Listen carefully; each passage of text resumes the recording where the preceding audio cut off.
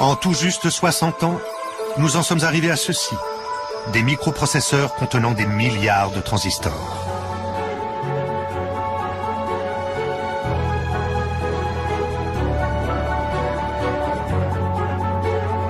Ils sont l'expression ultime de la puissance à laquelle il est possible de parvenir quand on a compris le monde de la matière.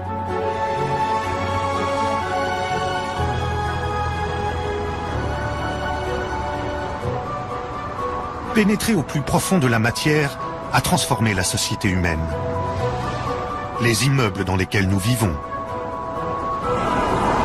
la façon dont nous nous déplaçons, la manière dont nous communiquons. Tout notre mode de vie résulte en grande partie des efforts qui ont été réalisés pour comprendre de quoi est fait notre monde. Et le voyage est loin d'être terminé. Il reste de nouveaux niveaux à découvrir, toujours plus étonnants. Ce qui nous semble inexplicable aujourd'hui est peut-être simplement ce que nous ne comprenons pas encore.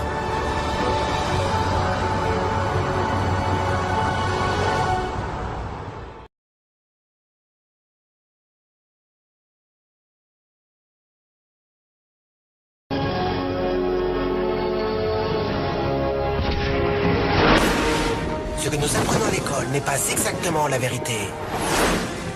Et en plus, les sens nous jouent des tours. On doit se demander, quelle est la réalité dans laquelle on se trouve? Les physiciens modernes disent que ce ne sont que des ondes d'information. Dois-je les croire? J'espère.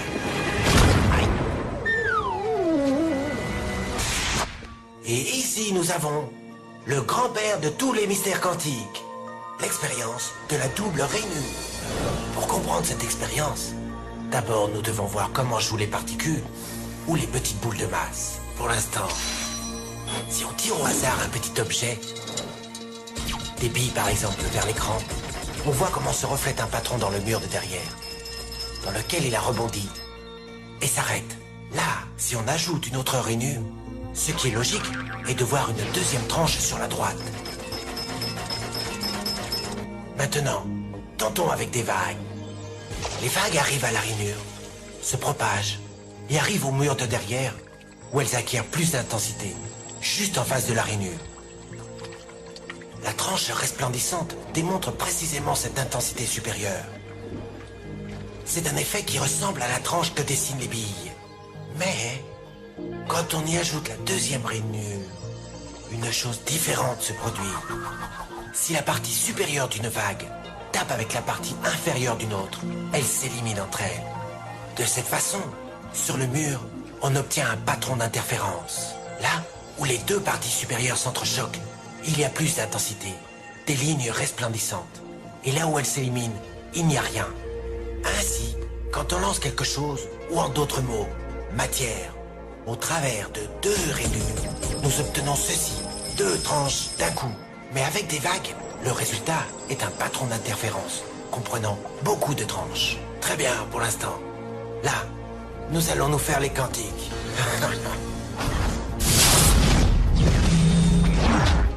Un électron est un tout petit morceau de matière, comme une toute petite bille.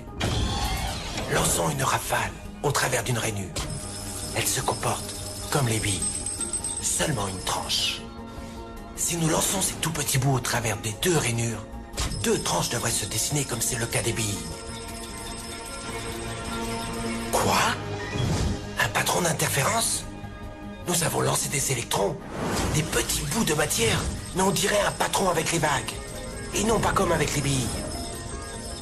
Comment des bouts de matière peuvent-ils générer des patrons d'interférence, comme une vague?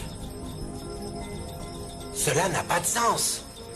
Mais les physiciens sont très intelligents. Ils ont pensé, peut-être les petites balles rebondissent les unes contre les autres et créent ce dessin. Donc, ils décidèrent de lancer les électrons un par un. Ainsi, ils ne pouvaient pas se porter préjudice les uns aux autres. Mais ils ont tenté le coup pendant 1 heure et ont vu le même patron d'interférence se créer. Nous ne pouvons pas ignorer la conclusion. Chaque électron part comme une particule, devient une onde de possibilités, passe par les deux rainures et interfère avec lui-même. jusqu'à ce qu'il tape le mur comme une particule. Mais mathématiquement, c'est encore plus curieux. Elle passe par les deux rainures et par aucune d'entre elles. Elle passe par une et passe par l'autre. Toutes ces possibilités sont superposées les unes avec les autres. L'expérience déconcerta énormément les physiciens, au point qu'ils décidèrent de regarder avec attention pour décider par quelle rainure l'électron passait-il en réalité. Ils ont mis un dispositif de mesurage juste à côté de l'écran des deux rainures pour voir par laquelle elle passait. Et ils lancèrent l'électron. Mais le monde quantique est beaucoup plus mystérieux de ce qu'ils pouvaient imaginer. Quand ils regardèrent, l'électron recommença à se comporter comme une petite bille. Il dessina un patron de deux tranches et non pas un patron d'interférence.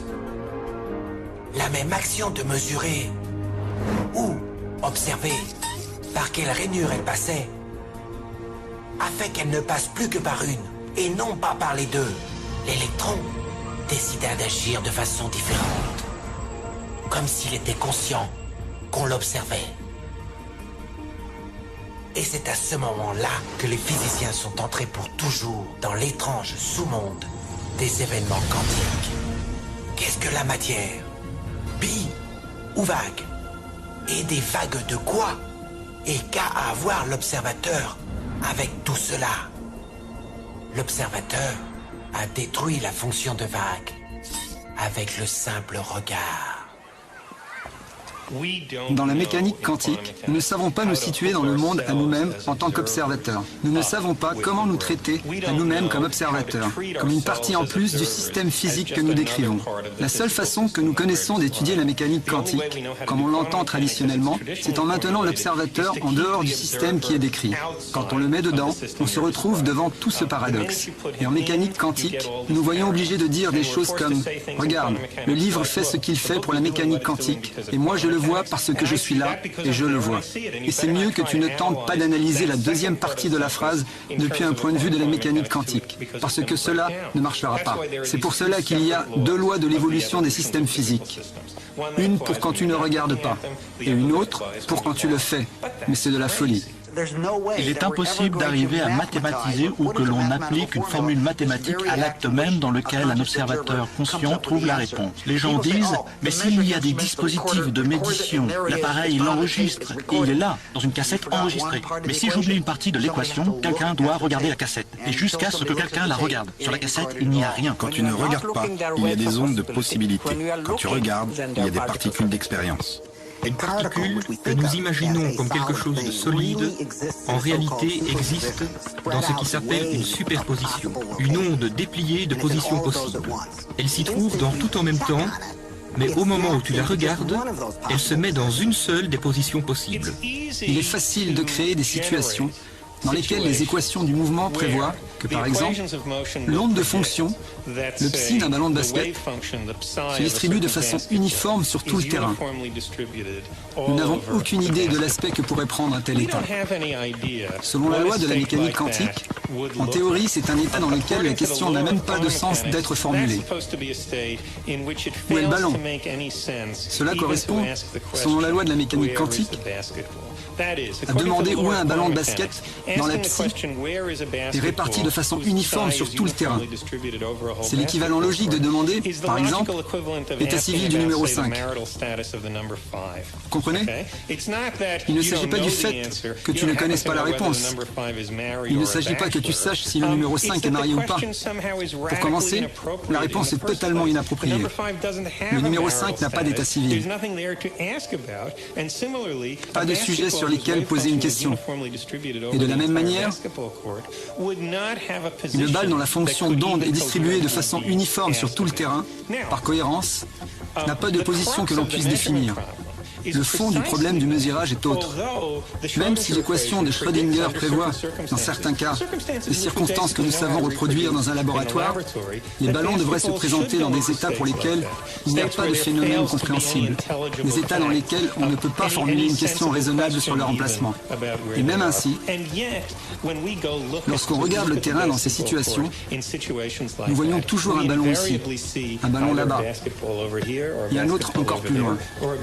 Le fait de voir le ballon dans un endroit précis, au lieu de le voir comme s'il s'agissait de science-fiction, impossible à imaginer puisque nous ne pourrions pas demander sa position, et également le fait de toujours le voir dans un endroit concret, est un non-accomplissement explicite des équations du mouvement. Et c'est exactement à ce point que le problème du mesurage surgit. Si nous regardons, des choses se passent, sinon rien. La question est, jusqu'où vous voulez aller dans le fond du terrier?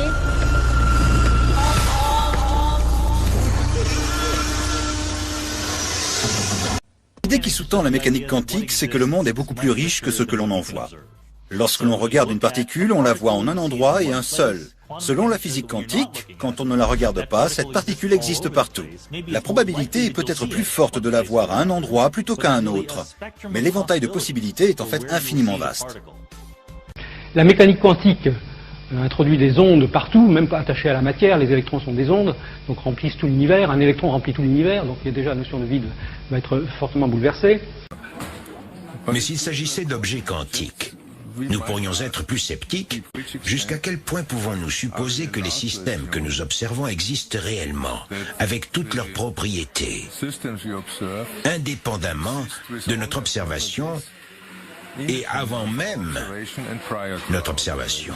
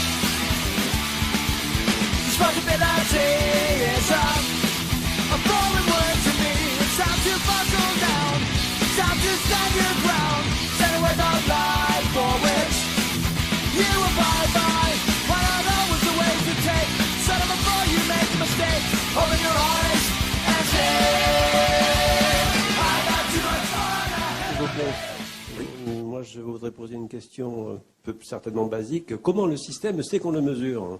Vous parliez, le premier intervenant disait c'est parce que, enfin, pourquoi les franges d'interférence, etc. Et l'explication dit parce qu'il y a une mesure. Mais comment le système sait qu'il est mesuré? Mais personne n'en sait rien. C'est ça le truc, si vous voulez. Il y a ce qu'on appelle une réduction du paquet d'ondes. C'est-à-dire, quand le système, je reviens toujours à l'exemple de l'électron dans un état superposé. Quand l'électron est dans l'état A plus B. D'accord? Si je ne fais pas de mesure, il demeure dans l'état A plus B. Maintenant, si je fais une mesure de la position, je vais trouver B. Donc, aussitôt après la mesure, l'état quantique de l'électron, ça ne sera plus A plus B, puisqu'il est localisé, ça sera B. Donc, quand je fais une mesure, le système passe de A plus B à B, en l'occurrence. Mais il y aura d'autres cas où sur le même système, si je refais une mesure de position, je trouverai non pas B, mais A. Et dans ce cas-là, après la mesure, l'état du système, ça sera A et pas B. D'accord? Et du coup, qu'est-ce qui fait qu'un système, parce qu'il est mesuré, réduit son paquet d'ondes, il transforme la somme qui le décrit en un terme unique? On n'en sait rien. Il y a des gens qui ont pensé que c'était la conscience de l'observateur. Il y a des gens, voilà, etc. Il y a des tas d'hypothèses qui ne sont pas tranchées. En fait, on ne sait pas. On ne sait pas. Donc c'est une question ouverte, si vous voulez, parce que quand vous avez un tel phénomène qui se produit, on a envie de se poser la question que vous posez, c'est-à-dire qu'est-ce qui est l'acteur de la réduction du paquet d'ondes? Est-ce que c'est l'appareil de mesure? Est-ce que c'est la particule qui se dit tiens, on m'observe, je vais prendre position parce que c'est au sens propre du terme, hein. C'est-à-dire cette ambivalence dans laquelle je suis va énerver les gens. Donc mais dans la vie, ce qui est marrant, c'est que le monde quantique ressemble au monde dans lequel nous sommes. Quand vous êtes observé vous-même, il y a un certain nombre de comportements que vous annulez. D'accord? Regardez, au feu rouge, les gens se grattent le nez sans savoir qu'ils sont observés. Et puis dès qu'ils se voient qu'ils sont observés, ils arrêtent. Donc le fait que l'observation change nos comportements est quelque chose d'assez commun dans le monde dans lequel nous vivons, dans le monde social. Et l'étonnant, c'est de le retrouver d'une certaine façon, et je mets des guillemets, dans le monde quantique. À l'Assemblée, il y a beaucoup plus de députés quand il y a des caméras. D'accord? Donc vous êtes d'accord que l'observation change nos comportements. Niels Bohr, le père de la physique quantique, a dit « Quiconque n'est pas choqué par la théorie quantique ne la comprend pas ».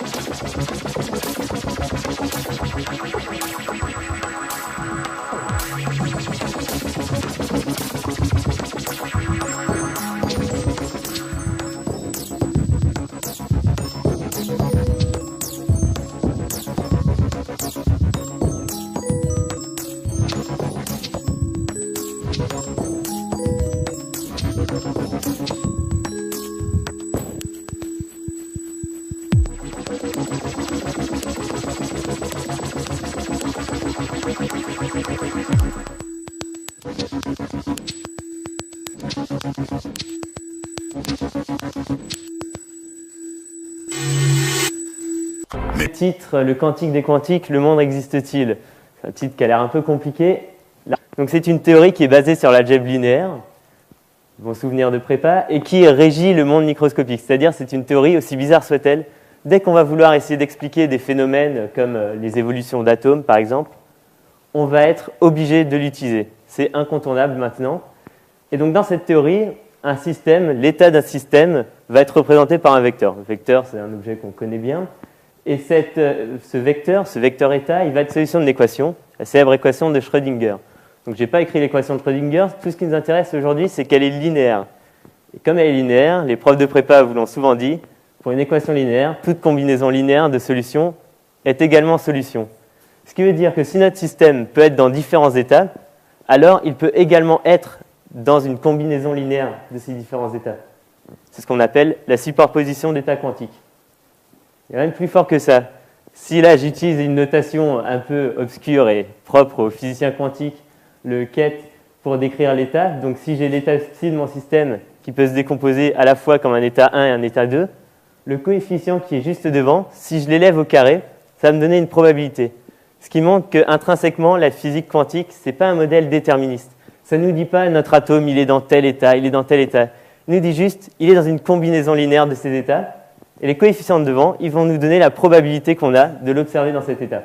Dans la vie de tous les jours, on n'observe pas des gens qui sont en superposition d'états. Du coup, il a fallu un postulat pour relier ce qu'on observe, les calculs, avec nous, notre expérience quotidienne du monde macroscopique. C'est ce qui s'appelle le postulat de réduction du paquet d'ondes. C'est-à-dire qu'une fois qu'on mesure un système, eh bien, il ne sera plus en superposition d'états. Il va se cantonner à cette valeur qu'on a observée et il va se comporter comme un système macroscopique, bien connu.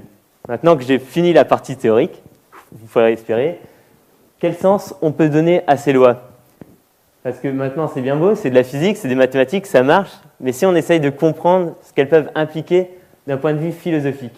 Le premier à y avoir vraiment réfléchi, c'est Schrödinger, celui-même qui a fait la célèbre équation qui donne l'évolution des états quantiques. Et Schrödinger a dit, si on prend une boîte, qu'on y place un atome, un noyau radioactif qui a une chance sur 2 de se désintégrer, et que ce noyau radioactif est relié à un système qui, dès lors que le noyau va se désintégrer, casse une fiole contenant du poison, et le physicien un peu sadique aura rajouté un chat à côté du poison, eh bien, dès que l'atome va se désintégrer, normalement, le chat va mourir. Sauf que la physique quantique, elle ne nous dit pas que l'atome, il se désintègre ou il reste intact. Elle nous dit qu'il est une combinaison des deux. Il est à la fois intact et à la fois désintégré. Ce qui veut dire que le chat, dans la boîte, est à la fois mort et vivant. Ce qu'on peut écrire en utilisant toujours les notations des physiciens quantiques, que le chat est une combinaison linéaire de mort et de vie, avec un facteur 1 sur racine de 2 pour que la somme des probabilités fasse 1 et que les mathématiciens soient contents. Ce que nous dit la physique quantique, c'est qu'avant qu'on ait ouvert la boîte, le chat il est à la fois mort et vivant. Sur le papier, c'est beau, mais qu'est-ce que ça peut signifier? Après avoir fait toutes ces théories, il faudrait quand même se demander si elles ont un sens réel. Et ensuite, quelque chose d'encore plus surprenant, une fois qu'on ouvre la boîte, notre chat il ne va pas être en superposition d'état. Il va être soit mort, soit vivant. Et donc, on peut le schématiser ainsi, c'est-à-dire que la mesure de notre système l'a fait passer d'un état de superposition à soit l'état vivant, soit l'état mort, avec une probabilité de 1,5 pour chacun. C'est comme si le système savait qu'on le mesurait. Dès qu'on ouvre la boîte, notre chat, notre atome, sait qu'on l'observe et va cesser il va se cacher de son état quantique. Il va soit se mettre désintégré, soit intact. Il ne veut pas se montrer à nos yeux sous ces deux formes à la fois. C'est ce qu'on appelle le paradoxe de la mesure quantique. Pourquoi rien que le fait de mesurer, ça va influer autant sur les systèmes? Maintenant, les courants philosophiques, quelques-uns de ces courants philosophiques pour essayer d'expliquer ces bizarreries propres à la mécanique quantique. Car jusqu'à présent, c'est que dans ces genres de théories qu'on retrouve des paradoxes de ce genre concernant l'existence ou non d'un chat mort ou vivant. Donc les idéalistes, courant représenté par Eugène Wigner, qui est un physicien. Tous ceux que je vais vous présenter n'ont rien de savant totalement étrange ou loufoque, ce sont des physiciens. Mais à côté de leurs travaux en physique, ils ont essayé de s'interroger sur la signification philosophique de leur recherche. Donc pour Eugène Wigner et ses collaborateurs, c'est la conscience qui va décider de l'état final du système. Ça peut paraître bizarre, parler de conscience en physique. Mais selon lui, quand on va ouvrir la boîte, notre chat à l'intérieur, il est à la fois mort et vivant. Il est dans un état de superposition. Et notre œil va se mettre lui aussi dans un état de superposition. Un œil qui voit un chat mort, un œil qui voit un chat vivant. Pareil pour le nerf optique, jusqu'à ce qu'on atteigne la conscience. Et la conscience, elle va fixer et décider de l'état du système, selon la philosophie idéaliste. Maintenant, on n'est pas obligé d'accepter tout ce qu'ils nous disent comme ça, on peut s'interroger. Donc comme je le disais, c'est la conscience qui va fixer l'état du système. Une première question, c'est comment le système va savoir que la conscience, par exemple, a décidé qu'il devait se mettre dans un tel état. On peut dire que l'état va disparaître instantanément, sans énergie. Il va savoir tout seul. Ou alors que la conscience va émettre un signal, restera à en préciser la nature, qui remonterait le cours du temps. Parce que les systèmes, en l'occurrence le chat, il ne va pas attendre que le message soit arrivé jusqu'à la conscience pour décider s'il est mort ou vivant. Il va le faire dès qu'on ouvre la boîte. Donc ça supposerait que notre conscience envoie un message qui va remonter le cours du temps pour dire au chat « faut que tu sois mort là ». Et pire encore, si on n'a accès au résultat qu'un an après. C'est ce qui arrive dans les accélérateurs de particules. Souvent, ce sont des ordinateurs non dotés de conscience qui enregistrent toutes les données. Et le physicien, le brave physicien, sur son écran, il a accès qu'au résultat plusieurs mois ou voire un an après. Est-ce que ça veut dire que c'est seulement au moment où le physicien lit les résultats qu'il va fixer un état qui a eu lieu un an auparavant? Ça veut dire que cette fois-ci, ce n'est plus l'histoire de quelques millisecondes, le temps que ça arrive à l'œil. On remonte sur des échelles de l'année. Et là, on a vraiment des idéalistes intégristes, extrémistes, si je puis dire, qui disent que la conscience a un rôle tel dans la perception qu'on a du monde réel que le monde n'existerait pas sans être conscient. C'est-à-dire que si je tourne le dos à quelque chose, il peut très bien ne pas exister. Et un autre problème de Wigner, c'est qu'il a dit, ça c'est si moi je regarde les résultats, mais je ne suis pas tout seul. Si c'est un ami qui le fait, qui va fixer les résultats? Moi, mon ami. Est-ce que je dis que mon ami il a une conscience telle qu'il est capable lui aussi de fixer des résultats, puis ensuite de me les communiquer? Ou alors que la seule chose dont je suis vraiment sûr, c'est que moi, j'existe? Et est-ce que ça voudrait dire que mon ami va lui aussi se mettre dans une superposition d'états et que c'est moi qui vais lui imposer l'état dans lequel il se trouve? Ça voudrait dire que ma conscience, quelque part, se placerait au-dessus des autres et que les autres seraient des êtres subordonnés à ma conscience. Et donc, en termes philosophiques, ça serait l'intersubjectivité, donc on a la communication des consciences, contre le solipsisme. C'est la théorie du « moi j'existe » et les autres, ils existent en apparence, mais j'en ai aucune preuve et ils sont subordonnés à mon bon désir. Ensuite, on a les matérialistes qui, eux, nous disent « Non, il n'y a pas d'histoire de conscience, quoi que ce soit. La physique quantique, elle dit les bons résultats de A à Z, elle ne se trompe pas. » Donc le premier, c'est Hugh Everett, qui a dit que, effectivement, le chat, il est à la fois mort et vivant, et quand on ouvre la boîte, il choisit un des deux états. En fait, il ne va pas choisir un des deux états. Il va être dans les deux états. C'est juste que l'univers va se séparer en deux. Un univers dans lequel le chat sera mort, un univers dans lequel le chat sera vivant. C'est très élégant. Il n'y a pas moyen de le prouver jusqu'à présent. Donc, c'est très joli, hein, c'est ce qu'on peut dire. Mais il y a une autre théorie qui est assez en vogue en ce moment, c'est la décohérence quantique. C'est-à-dire que oui, effectivement, les états de superposition, ça existe, mais seulement à très petite échelle. Parce que le problème, c'est que dès qu'on va avoir une trop grande échelle de mesure, ça va multiplier les interactions entre notre système mesuré et l'environnement. Et ces interactions, on montre mathématiquement qu'elles ont tendance à tuer les superpositions d'états. Donc cette théorie est encore incomplète, mais elle apporte des premières vérifications expérimentales pour le moment. Donc c'est ce qui fait qu'en ce moment, c'est un peu la favorite parmi les physiciens qui cherchent une interprétation. Ensuite, on a les déterministes, comme Albert Einstein. Albert Einstein, il a contribué à l'élaboration de la théorie quantique. Mais il a dit, c'est bien beau ces trucs de probabilité, mais Dieu ne joue pas au dé. Et la physique quantique a beau être une jolie théorie, elle est juste pas complète. Et c'est donc qu'il doit exister des variables cachées. C'est le terme physique pour dire d'autres degrés de liberté auxquels on n'a pas accès. Mais si on prend ces autres degrés de liberté en compte, en fait, on se rendra compte que ces états de superposition, c'est juste une mauvaise interprétation d'un phénomène bien plus grand, d'une théorie bien plus grande qui engloberait davantage de phénomènes. Et nous, sur notre bonne vieille Terre, à 1 milliard d'années-lumière de là, on va observer le photon qui vient du quasar. Et c'est seulement, la théorie le montre, et c'est vérifié par expérience, c'est seulement au moment où on mesure le photon, qu'on mesure sa vitesse ou sa position par exemple, sur la Terre, qu'on va fixer le chemin qu'il a emprunté. Ici, celui du haut ou celui du bas. Ça veut dire que notre observation, elle choisit quel chemin a été pris, mais il y a 1 milliard d'années. C'est-à-dire que notre observation maintenant, elle influe sur des événements qui ont eu lieu il y a 1 milliard d'années. Je vous ai présenté plein de courants philosophiques. Le dernier, et parmi surtout le majoritaire, celui le plus représenté actuellement, c'est l'interprétation de Copenhague, ou le positivisme. C'est-à-dire qu'effectivement, la physique quantique, elle a des aspects très bizarres, mais elle ne porte pas sur la nature des choses, sur la réalité. Elle est là seulement pour augmenter notre connaissance qu'on a sur la réalité.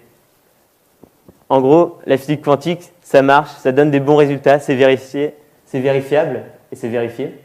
Et c'est ça l'essentiel. Merci de votre attention.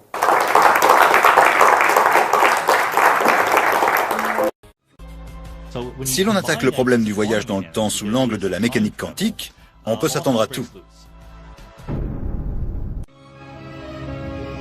Toutefois, les conclusions stupéfiantes de l'expérience des fentes de Young ne s'arrêtent pas là. Au cours des dernières années, la technologie a permis aux scientifiques de procéder à une variation fascinante de cette expérience.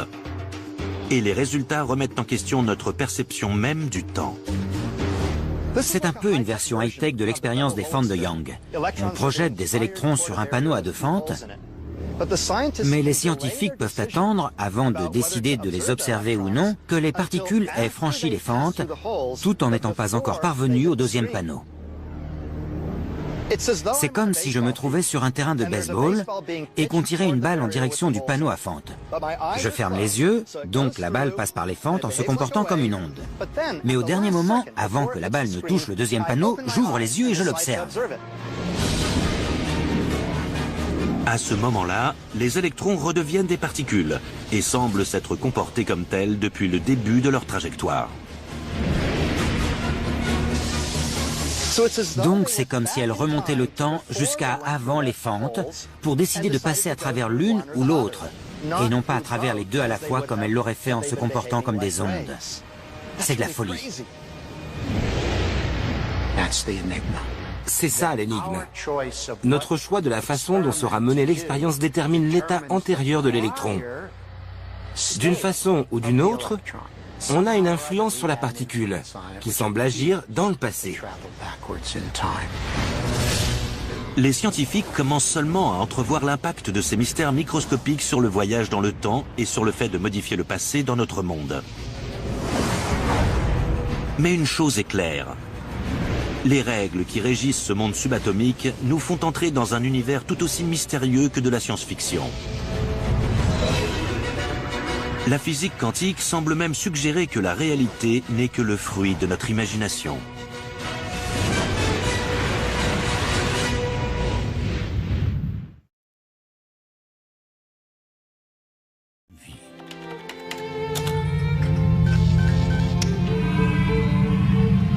Entre sans crainte dans un de ces modules.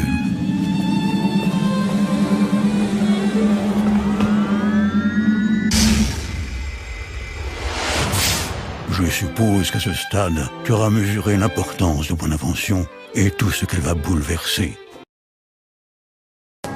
Mais le père véritable de l'étrange dans l'extravagant monde de la physique quantique est l'entrelacement. Si la symétrie d'inversion temporelle termine la notion du temps, l'entrelacement détruit notre expérience de l'espace. 2 objets, 2 électrons créés en même temps, sont entrelacés. Envoie-en un à l'autre bout de l'univers. Et maintenant, fais quelque chose à l'un des deux. L'autre réagira à l'instant. À l'instant. Ou l'information voyage à une vitesse infinie. Ou, en réalité, elles sont toujours connectées. Elles sont entrelacées. Et comme tout était entrelacé lorsque s'est produit le Big Bang, la conclusion est que tout reste en contact.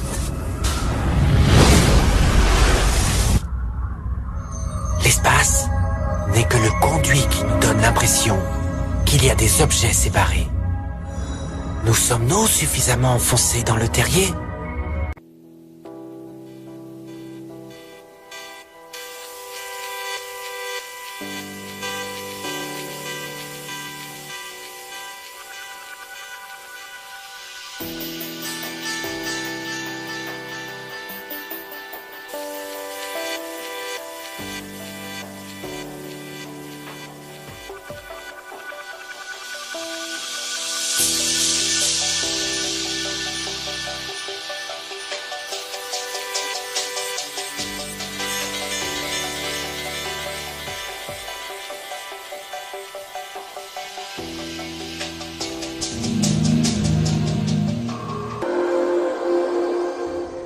Oui, alors on est ici à l'école de physique de Genève, où se réalise un des projets du pôle de photonique quantique, celui qui concerne les communications quantiques, et plus particulièrement quelque chose de fascinant qui s'appelle la téléportation quantique, qui consiste à pouvoir faire disparaître un objet d'ici pour le faire réapparaître là, et ceci sans qu'il existe entre deux. Alors ça a l'air complètement magique, et c'est effectivement un lieu où la science rejoint un peu la science-fiction. On va peut-être tout de suite quand même préciser une chose, c'est que quand je dis que l'objet disparaît là, c'est pas que la matière disparaisse, mais c'est que toute la structure de l'objet disparaît. Et de l'autre côté, la matière est déjà là, mais elle n'a aucune structure au début, et ce n'est qu'à la fin du processus de téléportation qu'elle acquiert toute cette structure. Alors donc, l'objet passe d'un côté à l'autre sans exister entre deux. Comment est-ce possible? Par où est-ce qu'il passe? Alors, il ne passe pas dans notre espace habituel, il utilise une propriété de la physique quantique qui s'appelle l'intrication. C'est une propriété que peuvent avoir deux ou plusieurs particules qui, même si elles sont séparées dans l'espace, continuent à former un seul tout. Alors du moment que ça forme un seul tout, lorsqu'on agit d'un côté, c'est le tout qui réagit, donc aussi l'autre côté. Et donc c'est comme ça qu'en téléportation, en agissant d'un côté, on va pouvoir avoir l'objet de l'autre côté qui réagit. Et ça sert à envoyer des messages secrets. L'idée est simple, puisque vous avez ici quelque chose qui disparaît, qui réapparaît là, mettons-y un message. Ce message, comme il n'existe nulle part entre deux, évidemment, aucun espion ne pourra y avoir accès. Donc, on a ici un système de cryptographie absolument sûr. Les jumeaux ont une connexion particulière. Ils sont reliés les uns aux autres, peu importe les kilomètres qui les séparent. C'est vachement Et émouvant. même s'il n'y a pas d'explication rationnelle au mot commun, vous avez quand même un capital génétique identique. Et il faut aussi souligner que bien souvent, quand un souffre, même à distance, vous le ressentez, il y a une forme de télépathie. Il arrive même souvent que les jumeaux, quand ils ont par exemple mal au côté droit, l'autre a mal au côté gauche, même à distance. Alors, regardez juste. Par contre, Gaëlle, pour sa première grossesse, moi j'étais à Paris. Et elle était enceinte, mais j'étais malade pendant un mois. Je savais pas que j'étais enceinte, j'ai eu un traitement pendant 2 ans et Vous demi. avez eu des nausées. Et j'ai une fièvre pendant un je mois. vomitais tous les matins, tous les soirs, et j'ai dit à mon compagnon de l'époque, je lui ai dit, bah, écoute, je vais faire un test de grossesse, parce que là, je sens ma poitrine gonfler et tout, je suis pas bien, et elle m'a appris qu'elle était enceinte. Tu faisais une grossesse nerveuse. Peut-être, je sais pas, mais j'étais bien malade. C'était moi qui étais enceinte, et le deuxième pareil, elle avait des envies et j'étais enceinte. Merci. De même, Richard avait très mal au dos, il en pleurait souvent. Et en fait, on a découvert que Damien avait un rein atrophié. Même si nous ne comprenons pas le phénomène, les exemples troublants sont trop nombreux pour être simplement ignorés. Et ils dépassent, de loin, le cadre des jumeaux. Les scientifiques sont toujours réticents. Bien souvent, ils assimilent ces histoires à des coïncidences. L'intrication, vous n'allez pas le rencontrer comme ça dans la rue ou dans votre chambre à coucher, ça n'existe pas dans notre monde habituel, c'est une propriété de la physique quantique. On pourrait multiplier les exemples à l'infini, mais cela ne constituerait toujours pas une preuve. Il y a un certain nombre de parfaitement honnêtes et doués, et avec lesquels, à mon avis, on a déjà des signes, et même, je dirais, des preuves, parce qu'une accumulation de signes, même si on ne peut pas les recueillir dans des conditions scientifiques, ça finit par former une preuve tout de même, quand ils sont des milliers et des milliers. Il ne s'agit pas seulement d'une théorie spéculative, car Sheldrake s'est livré avec beaucoup d'attention à des observations précises sur différentes espèces animales. Il semble donc qu'il existe un type très inhabituel de mémoire inhérente à la nature, de telle façon que n'importe quel élément de la nature, des éléments de la même espèce en particulier, contient les caractéristiques de l'ensemble. C'est pour l'essentiel une manifestation du principe holographique des scientifiques Pribham et de Bohr, dans ce cas qui est appliqué à la biologie et comprend aussi l'homme et en général les aspects purement biologiques, mais ça va nous intéresser aussi spirituels. Le mécanisme de propagation de l'apprentissage semble survenir de façon complètement non locale, principe dit de non-localité de la physique quantique, raison pour laquelle la résonance morphogénétique de Sheldrake peut être comprise comme un site de bio-intrication, si vous voulez, à l'échelle mondiale. Rappelons que le principe d'intrication ou entremêlement consiste à considérer que nous sommes tous unis et non séparés malgré les apparences. Cette théorie, sans l'ombre d'un doute, va drastiquement à l'encontre de l'évolutionnisme du naturaliste britannique Charles Darwin, selon lequel les changements dans le monde biologique nécessitent de longs délais et ne sont pas dus à des facteurs métaphysiques, mais à des processus d'adaptation progressive de l'espèce. D'après les observations de Sheldrake, la nature semble évoluer à travers un réel processus collectif d'apprentissage, parfois soudain, plutôt que sur la base de mutations fortuites et très lentes. La portée des recherches à long terme de Sheldrake est très vaste, et nous l'avons dit précédemment, elle se base en particulier sur les tests expérimentaux faits sur diverses espèces animales. D'après donc ces recherches, il existerait un mécanisme à travers lequel, lorsqu'un groupe humain ou animal acquiert certaines propriétés comportementales, psychologiques ou organiques, eh bien ces propriétés se transmettent synchroniquement aux autres membres de la même espèce. Rupert Sheldrake, sur la base d'une observation attentive du monde vivant, suggérant lui au contraire que des champs d'information subtils sont à l'origine de cette infrastructure en résonance dans laquelle se manifeste la réalité matérielle. Par conséquent, sa théorie suggère que le champ de résonance morphique, pour les êtres humains en particulier, pour toutes les autres créatures évoluées dans l'univers, contient non seulement les plans génético-biologiques des corps physiques, mais aussi leur nature psychique. Nos pensées, nos sensations, nos sentiments en sont collectivement influencés. Des interrogations sont ainsi suscitées. D'autres phénomènes biologiques ne peuvent en aucun cas être expliqués par les modèles biochimiques et physiques en cours. Par exemple, il n'existe pas encore d'explication convaincante à la synchronisation précise de vol ou de flux que l'on peut relever dans les géométries harmonieuses et changeantes des grands vols d'oiseaux ou des bancs de poissons. Chez certains types de poissons, tout le banc semble même se comporter comme un seul esprit. Cet esprit sent l'approche d'un prédateur et en un instant, il est en mesure de coordonner la manœuvre d'évasion du groupe. Ou bien, il peut se comporter comme une base qui explose dans toutes les directions pour ensuite reformer instantanément un groupe compact. Les vols d'oiseaux agissent de façon quasiment identique. Il n'est pas inhabituel pour un vol de comprendre jusqu'à 100 000 oiseaux et malgré tout, le vol peut changer de direction presque instantanément. Il ne semble pas que le changement de direction soit le résultat d'un ordre donné par un quelconque chef de formation. Quoi qu'il en soit, il a été prouvé que dans le cas des oiseaux, comme dans celui des poissons, des formes connues de communication comme la vue et le son ne peuvent expliquer la simultanéité de ce comportement. Il semble vraiment que les poissons et les oiseaux, ainsi que d'autres espèces animales, possèdent une espèce de sixième sens qui dicte leurs mouvements en synchronie ou qu'ils soient soumis à un certain champ en mesure de coordonner harmonieusement leur comportement en tant que groupe.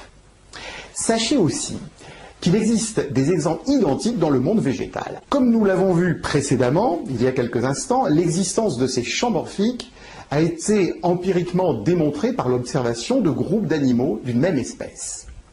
On a, par exemple, vous connaissez certainement cette expérience, remarqué que l'attitude acquise de certains singes vivant sur des îles japonaises, qui s'étaient mis à laver des patates douces avant de les manger, dérivait en fait du fait qu'un autre groupe de singes, de la même espèce, vivant sur une autre île spécifique, avait soudainement appris cette technique.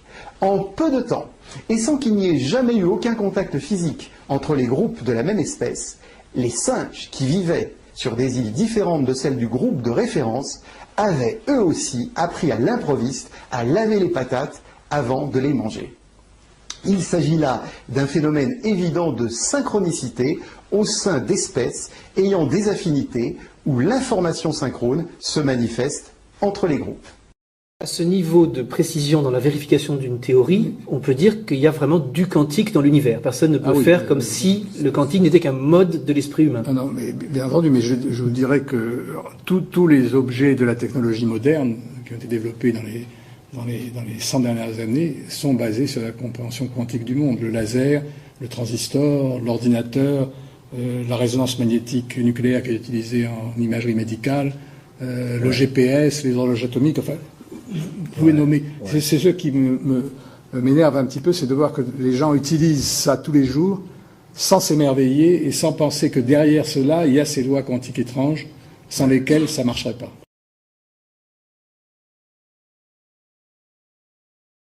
Maintenant, on peut voir dans beaucoup de laboratoires des États-Unis des objets suffisamment grands à l'œil nu, situés à deux endroits en même temps. On peut même les photographier. Mais j'imagine que si tu montrais une photo, les gens diraient « Ah, très bien, ceci est une tache de lumière, j'en vois un peu ici, et un autre là. Il y a donc deux points. Et alors, la superposition est pré-détection. Ce dont je parlais dans le film est de post-détection.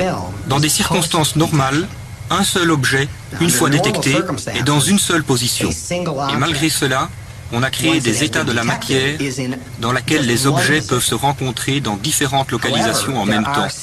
Et pas seulement dans deux, mais jusqu'à 3000 localisations différentes.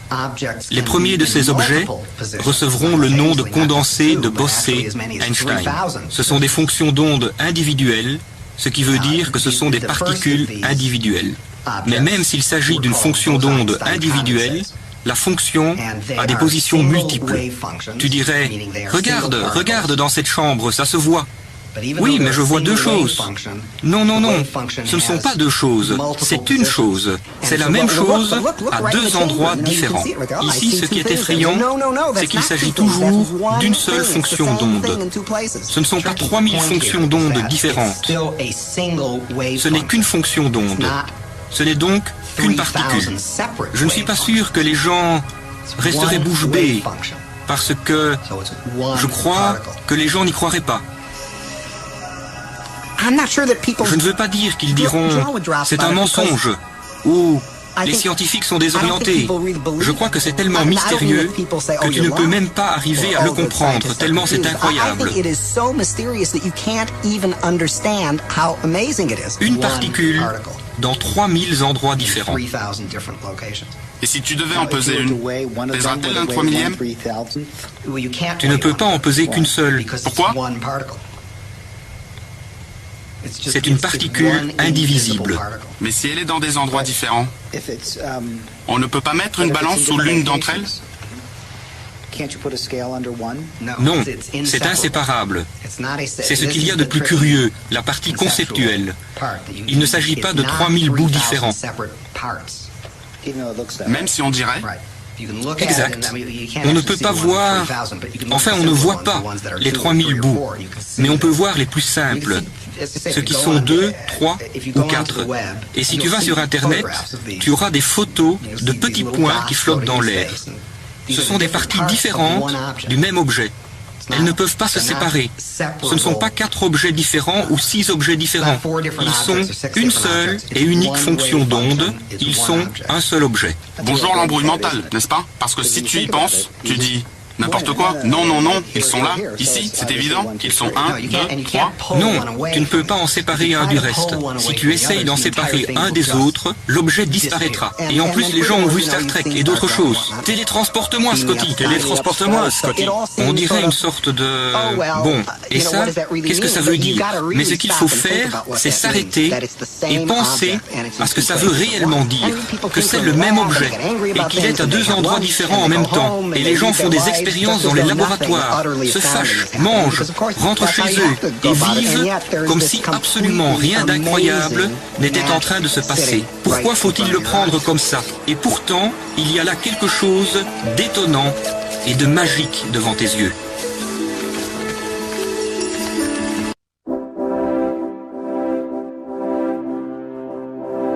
Dans les années 1920, la théorie quantique semble le meilleur espoir pour pouvoir comprendre ces étranges phénomènes.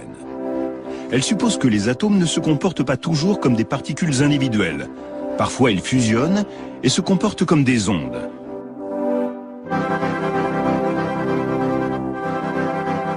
Ils peuvent même être des particules et des ondes en même temps. Ce curieux paradoxe est difficile à accepter, même pour de grands esprits comme Albert Einstein.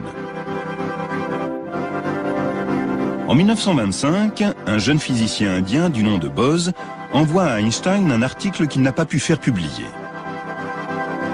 Dans cet article, il applique les mathématiques qui régissent le comportement des particules légères aux atomes.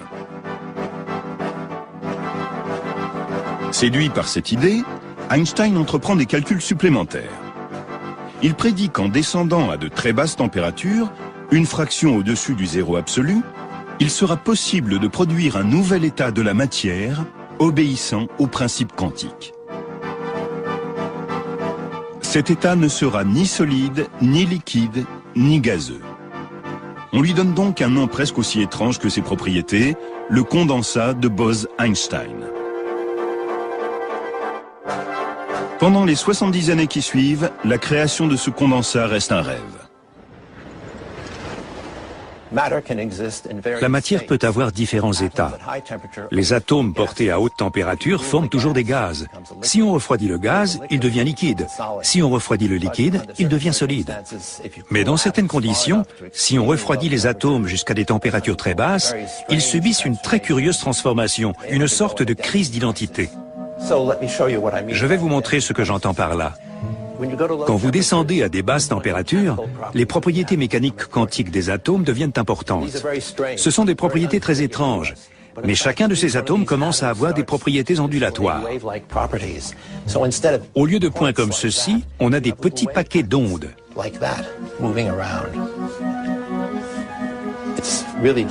Il est très difficile d'expliquer pourquoi, mais c'est ce qui se passe. Maintenant, à des très basses températures, ces paquets d'ondes deviennent de plus en plus longs.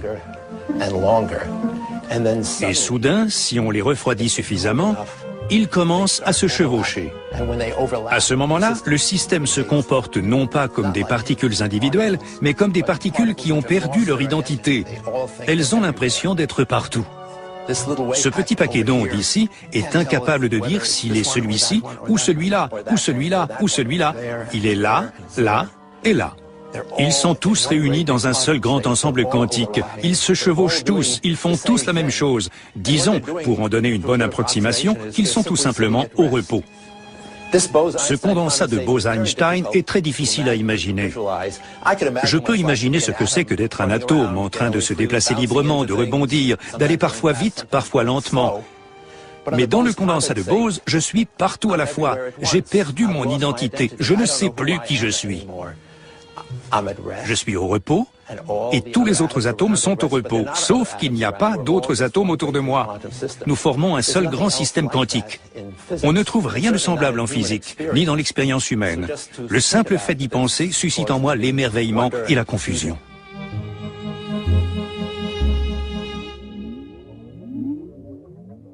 Au MIT, Daniel Kleppner et son équipe ont tenté de produire un condensat de Bose-Einstein avec de l'hydrogène. Tout semblait indiquer que l'hydrogène était l'atome idéal pour la condensation de Bose-Einstein. C'était une expérience visionnaire. Il fallait que nous refroidissions l'hydrogène 1000 fois plus que cela n'avait jamais été fait et obtenir des densités 1 million de fois supérieures à ce qui avait jamais été obtenu. Ça a été une période frustrante parce que nos méthodes étaient si complexes que nous avions du mal à progresser. Un condensat, c'est comme un vampire. S'il est touché par le soleil, il meurt. Son domaine est celui de l'obscurité. Mais on peut le prendre en photo en flashant le faisceau laser très vite. En mourant, le condensat projette une ombre qui est capturée sur la pellicule. Wyman et Cornell ont créé un condensat de Bose-Einstein à partir d'un nuage de 3000 atomes de rubidium. C'est le premier condensat de l'univers, pour autant qu'on le sache. Ils atteignent une température située à 170 milliardièmes de degrés au-dessus du zéro absolu. La première chose à savoir sur le condensat de Bose-Einstein, c'est que c'est très froid. Dans cette pièce, la température est bien supérieure au zéro absolu. Et si la température de la pièce est représentée par Londres, à des milliers de kilomètres, et si ici à Boulder c'est le zéro absolu, la température la plus froide qui soit, à quelle distance le condensat est-il du zéro absolu?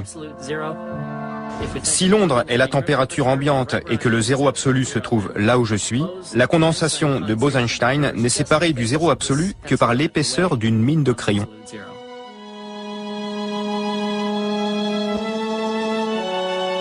Quelques semaines après l'équipe de Boulder, Wolfgang Ketterle produit un condensat encore plus gros, à partir de 10 millions d'atomes de sodium.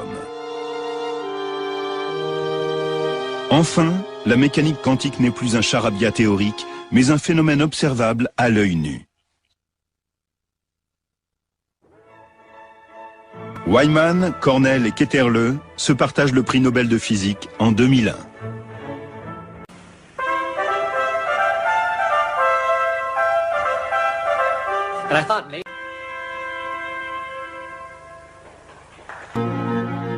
Comme n'importe quelle grande aventure, la recherche scientifique n'offre aucune garantie de succès. Mais pour le père des atomes ultra-froids, la persévérance a fini par payer. Après 20 ans de tentatives pour obtenir un condensat dans l'hydrogène, Daniel Kleppner est enfin arrivé au but. Pendant quelques brefs instants, son rêve est devenu réalité. Pour les pionniers qui ont réalisé le rêve d'Einstein et créé des condensats, une extraordinaire décennie vient de s'achever.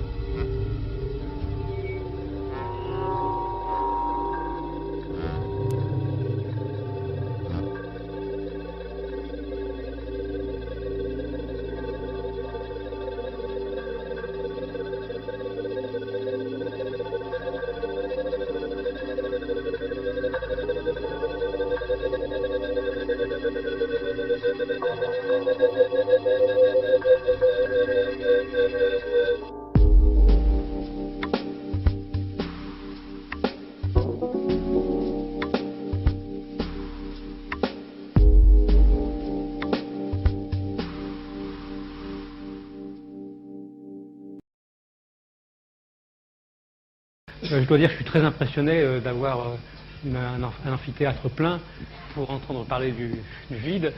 A priori, c'est un sujet, on pourrait plus dire que c'est assez creux et qu'il n'y a rien à dire sur le vide, c'est ce qu'on aurait pu penser.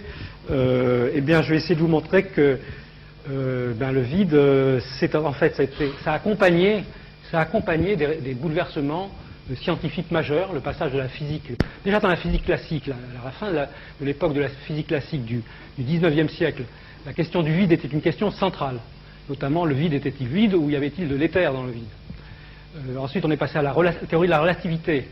De nouveau, le vide a été une question centrale à travers la propagation de la lumière dans le vide et la vitesse constante de la lumière et le bouleversement sur l'espace et sur le temps qu'a amené la théorie de la relativité et donc la compréhension du vide. La mécanique quantique introduit des ondes partout, même pas attachées à la matière, les électrons sont des ondes, donc remplissent tout l'univers, un électron remplit tout l'univers, donc il y a déjà la notion de vide va être fortement bouleversée.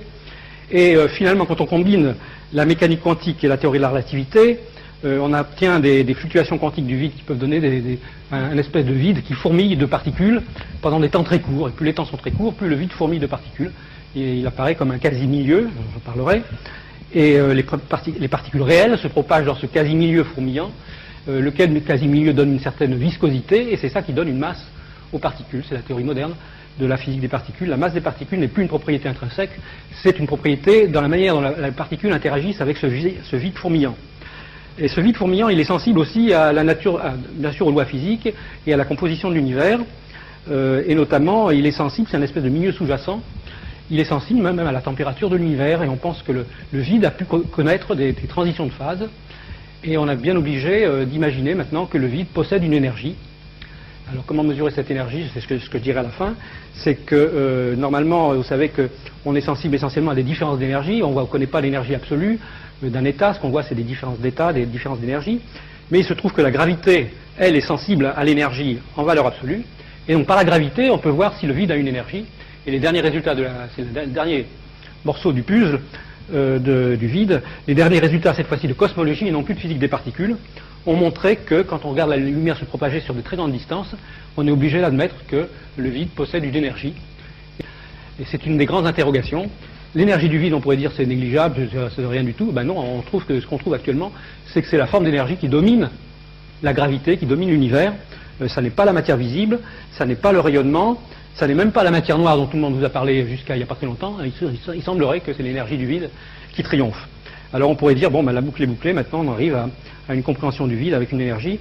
C'est pas tout à fait vrai parce que la valeur que l'on mesure, puisqu'on mesure quelque chose pour l'énergie du vide, a rien à voir avec les préjugés qu'on pourrait avoir par les calculs, même des calculs aux dimensions, que l'on peut faire avec la physique des particules. Il y a, alors soit l'énergie du vide devrait être zéro pour une raison qu'on ne comprendrait pas, mais si elle n'est pas zéro, on s'attendrait à ce qu'elle soit beaucoup plus importante que ça. Et on parle de 120 ordres de grandeur, c'est la grande énigme de ce qu'on appelle aussi la constante cosmologique. Parce que tout le monde pense que dans le vide, il n'y a rien.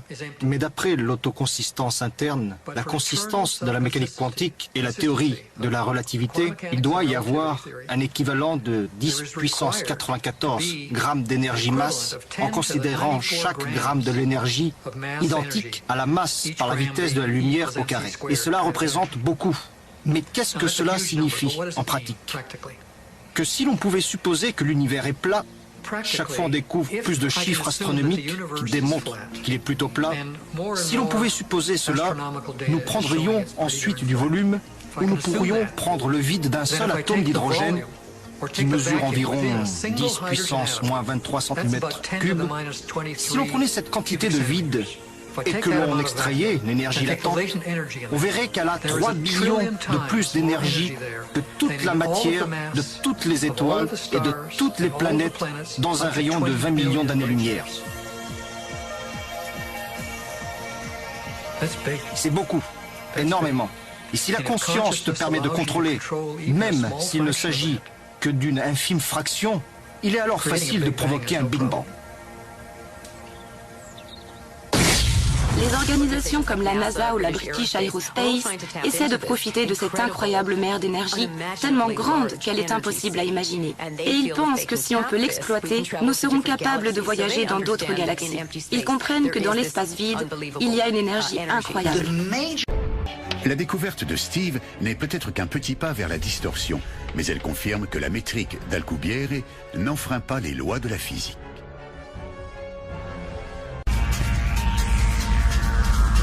Les physiciens les plus rigoureux ont essayé de s'accrocher à la réalité physique pour comprendre de quoi elle est faite et voir les éléments impassibles de construction de la vie. Sur cette base, la vie, l'univers, nous échappent des mains et ils s'accrochent à une idée qui devient chaque fois plus abstraite, qui est définie comme le champ unifié. C'est une pure possibilité abstraite qui émerge en forme d'ondes de vibration pour donner lieu aux particules, aux personnes, à tout ce que l'on voit dans cet univers énorme.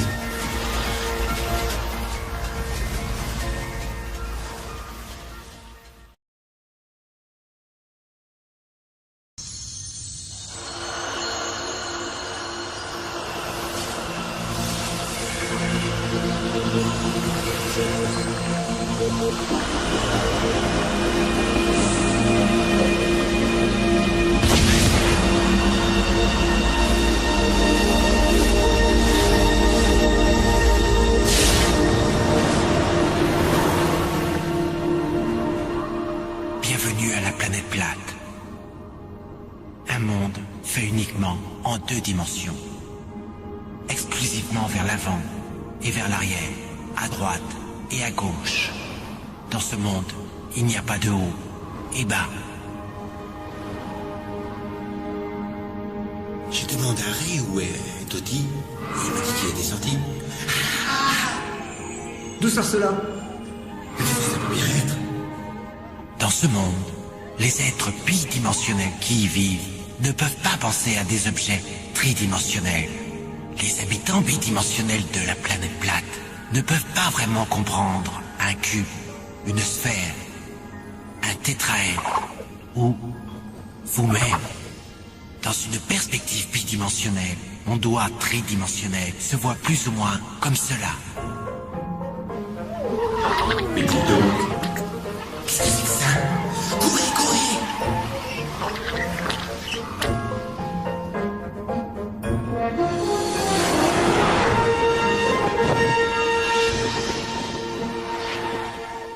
Bonjour, petit cercle. La peur de l'inconnu, ou encore mieux, à ce que tu ne connais pas encore. C'est une énigme. Si nous ne voyons que ce que nous connaissons, comment pourrait-on voir quelque chose de nouveau? L'inconnu, comment arrivons-nous à sortir de notre boîte? Bonjour, petit cercle. N'aie pas peur. Qui a parlé? Où es-tu? C'est la partie la plus difficile à expliquer. Je suis dans une autre dimension, dans un autre espace. Je suis au-dessus de toi. Non! N'utilise jamais ce mot. Jamais! Quel mot? Celui qui commence par as. Au-dessus? Il est interdit. Eh bien, ça veut dire quoi d'après toi? Je ne sais pas. Et je ne veux pas le savoir. Si tu utilises ce mot, tu peux recevoir une punition très sévère. Et tu as un fantôme? J'espère pas. J'ai juste une perspective différente à la tienne. Je peux voir les choses différemment à toi. Ah oui? Prouve-le-moi. Bon, d'accord. Tu as un coffre-fort dans la remise. Dedans, il y a 12 pièces, un testament et un passeport. Comment tu sais ça? Qui es-tu? Es-tu un dieu? En fait, pas plus que toi. Regarde, comme je suis au-dessus de toi, dans la 3e dimension, je peux voir l'intérieur des choses de ton monde. Dans la 3e dimension? Tu es un fantôme cinglé. Il n'y a que 2 dimensions. Regarde. Et si je veux toucher la partie intérieure de ton estomac, comment dois-je faire? Tu devras me couper la peau. Sinon, c'est impossible.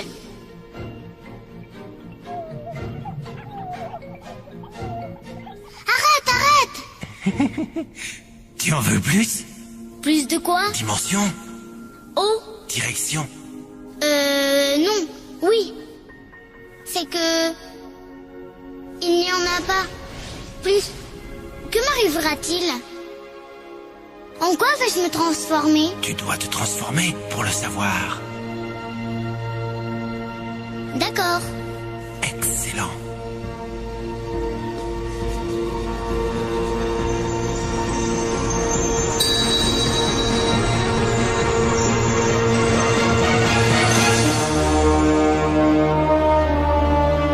Je n'avais aucune idée.